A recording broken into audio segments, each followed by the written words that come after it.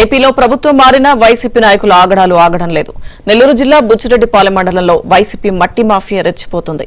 ఇష్టారాజ్యంగా ఇష్టం వచ్చిన చోట మట్టిని తవ్వుతూ కోట్లు గడిస్తున్నారు. ఇదేంటని ప్రశ్నిస్తే ఎదురుదాడి చేస్తున్నారు. మీడియా ప్రతినిధులపై కూడా దాడులకు దిగుతున్నారు. దీనిపై స్థానికులు పోలీసులకు ఫిర్యాదు చేసినా పట్టించుకోవడం లేదు.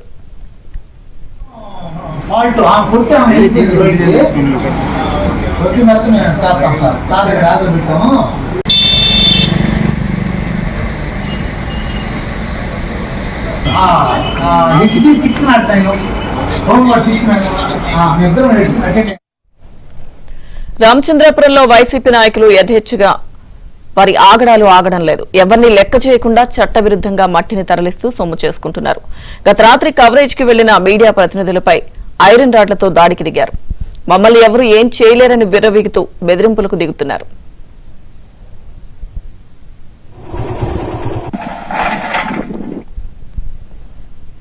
పూర్తి అప్డేట్స్ మా ప్రతినిధి మహేష్ అడిగి తెలుసుకుందాం. మహేష్, లక్ష్మీదుర్గ నెల్లూరు జిల్లాలో ఈ వైసీపీ మాఫియా మోకలు రోజు రోజుకి కూడా రెచ్చిపోతూ ఉన్నాయి.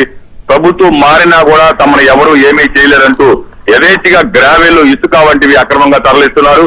ప్రధానంగా చూస్తే బుచ్చిరెడ్డిపాలెం మండలం రామచంద్రాపురం గ్రామంలో గత 2-3 రోజులుగా పెద్ద ఎత్తున గ్రావెల్ తవ్వకాలు సాగిస్తూ ఉన్నారు.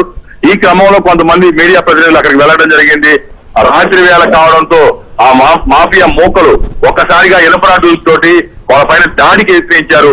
అలాగే పల్లిపాడు ప్రాంతం నుంచి కూడా ప్రతిరోజు పెద్ద ఎత్తున ఇసుక అక్రమ రవాణా సాగుతూనే ఉంది.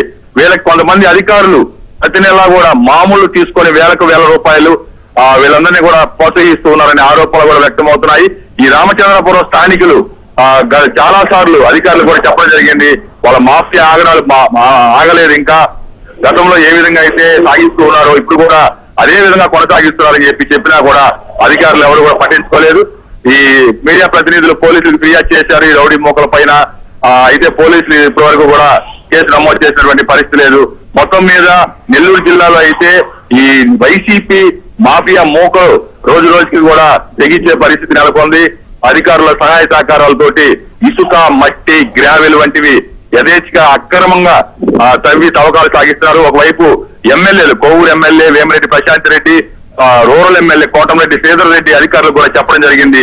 వెంటనే ఈ మాఫియా ఆగడాలు అరికట్టమని. కానీ అధికారుల్లో మాత్రం చలనం కనిపించడం లేదు. యథేచ్ఛగా ఈ మూకల మాఫియా వ్యవహారాలన్నీ కూడా సాగిపోతూ ఉన్నాయి. ఇప్పటికైనా వీళ్ళ ఆగడాలు అరికట్టాలని చెప్పి నెల్లూరు జిల్లా వాసులందరూ కూడా కోరుతూ ఉన్నారు. చట్టపరమైన చర్యలు తీసుకోవాలి, క్రిమినల్ కేసులు నమోదు చేయాలి. అప్పుడే వీళ్ళ ఆగడాలు ఆగుతాయని చెప్పి చాలా మంది చెప్తున్నటువంటి పరిస్థితి ఉంది. లక్ష్మీదుర్గ.